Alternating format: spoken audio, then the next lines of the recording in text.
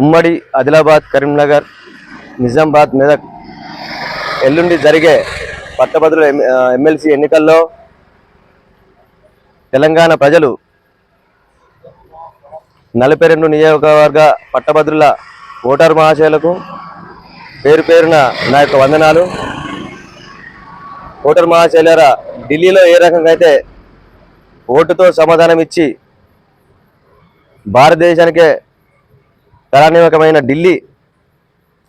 ఢిల్లీలో కాషాయ జెండా ఎలా ఎగరవేశామో తెలంగాణ 42 నియోజకవర్గాల పట్టభద్రులు కూడా ఎల్లుండి వేసే ఓటు ద్వారా కూడా పూర్తిగా బీజేపీ వైపు ఓటు వేసి తెలంగాణలో మొదటి ప్రాధాన్యత ఓటుగా, అదేవిధంగా తెలంగాణలో మొదటి అడుగ్గా కాషాయ జెండా ఎగరవేసే దిశగా ఈ 42 నియోజకవర్గాల పట్టభద్రులు సిద్ధమై ఉన్నారని చెప్పేసి భారతీయ జనతా పార్టీ తరఫున నేను చెప్పడం జరుగుతుంది.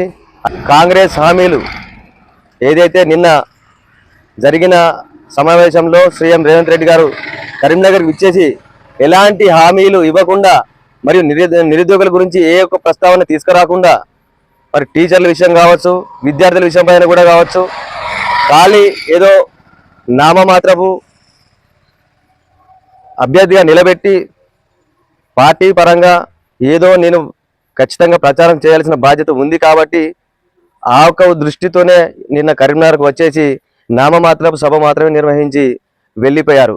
మరొక ఇండిపెండెంట్ అభ్యర్థి అయిన ప్రసన్న హరికృష్ణ గారు నేను రిటైర్డ్ ప్రొఫెసర్ అని చెప్పుకుంటూ, రిటైర్డ్ ప్రొఫెసర్ అయినప్పటికీ కూడా ఇంత పెద్ద మొత్తంలో డబ్బు ఏ రకంగా సమకూరిందో ప్రసన్న హరికృష్ణ గారు సమాధానం చెప్పాల్సిన అవసరం విద్యార్థులకు ఎంతోగానో ఉంది. విద్యార్థులారా, మీరు కూడా ఆలోచించాలి. ఎవరు ఏ వైపు ఉన్నారు, ఎవరు ఏ దిక్కున్నారు అనేది 1-2 సార్లు ఆలోచించుకొని మరి మీరు మొదటి ప్రాధాన్యత ఓటు వేయాల్సిందిగా సూచిస్తున్నాను. ఈ ఓటు ఎంత అమూల్యమైందో రానున్న రోజుల్లో ఇంకా విద్యార్థుల భవిష్యత్తు మెరుగుపడాలని చెప్పేసి యువత చైతన్యం కావాలి.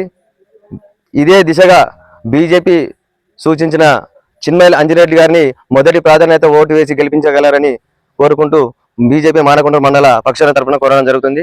భారత్ మాతాకి జై.